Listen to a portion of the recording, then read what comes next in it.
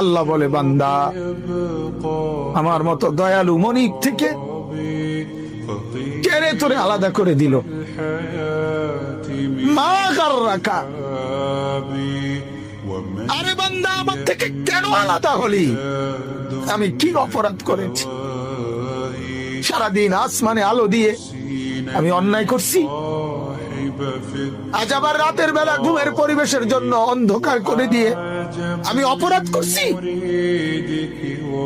মা গাররাক, এই যুবক, তোমার কাছে তোমার মালিক অপরাধ কি করছে বল না বেটা,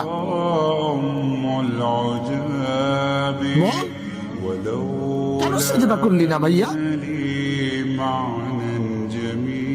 আল্লাহ তোমার কাছে কি অন্যায়টা করছে? কি অন্যায়, কি না দিছে মালিক? মা গাররাকা বিরাব্বিকাল কারীম,